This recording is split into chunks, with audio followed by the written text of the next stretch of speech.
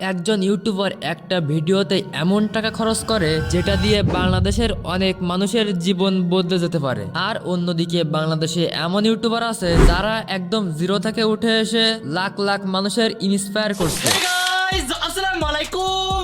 My friend Hussein and welcome to my another vlog. কিন্তু আজকে প্রশ্নটা সিম্পল না। যদি মিস্টার বিস্ট আর বাংলাদেশি ইউটিউবার্স একসাথে কম্পিটিশনে নামে, কে শেষ পর্যন্ত টিকতে পারবে? শেষে এমন একটা ট্রুথ বলবো যেটা আপনি হয়তো ভাবেনও নাই, সো স্কিপ করলে মিস করবেন। চলুন একটা সিচুয়েশন ইমাজিন করি। আপনি একটা খালি রুমে বসে আছেন, আপনার সামনে দুইটা অপশন, এক mister beast style video, option 2 Bangladeshi blogger video. আপনি কোনটা ক্লিক করবেন? এই একটা ডিসিশনই ডিটারমিন করে কে জিতবে ইউটিউবে। মিস্টার বিস্ট এই নামটা এখন ইউটিউবের সিনোনিম হয়ে গেছে। তার ভিডিও মানেই এক্সপ্লোশন, মানি রেইন, ইম্পসিবল চ্যালেঞ্জ। সে মানুষকে লাখ লাখ ডলার দেয়, আইল্যান্ড গিফট করে, এটা দরকার নেই। 100 দিন সার্ভাইভ চ্যালেঞ্জ করে। এখন একটা কথা অনেস্টলি বলেন, এই লেভেলের কন্টেন্ট কি আমরা আগে কখনো দেখছিলাম? কিন্তু একটা জিনিস খেয়াল করছেন, মিস্টার বিস্টের ভিডিও আমরা এনজয় করি, কিন্তু আমরা কি সেটা ফিল করি? এখন আসি বাংলাদেশি ইউটিউবার্স এর দিকে। এখানে হয়তো মিলিয়ন ডলার বাজেট নাই, কিন্তু একটা জিনিস আছে,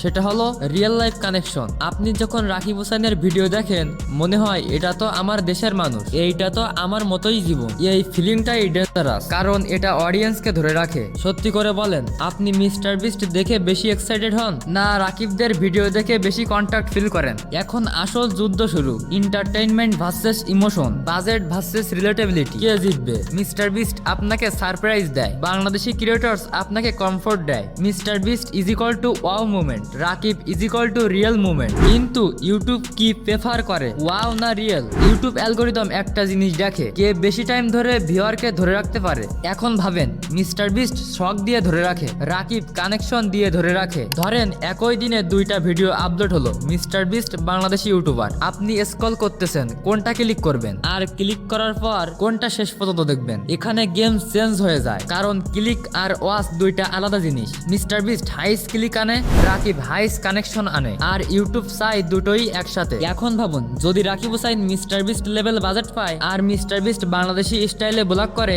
তখন কে জিতবে? অ্যান্সারটা ইজি না, কারণ সাকসেস শুধু টাকা দিয়ে আসে না, আসে স্টোরি টেলিং দিয়ে, আসে অডিয়েন্স আন্ডারস্ট্যান্ডিং দিয়ে। এখন আসল ভার্ডিক্ট টাইম, কে টিকতে পারবে? Mister beast versus Bangladeshi YouTubers. Mister Beast is equal to global domination, Bangladeshi YouTubers is equal two deep connection. কিন্তু ইউটিউবের লং রানে কে জিতে জানেন? যে অডিয়েন্সকে ধরে রাখতে পারে, আর সেই জায়গায় দুইজনই স্ট্রং, দুইজনই ডেঞ্জারাস, দুইজনই কিং।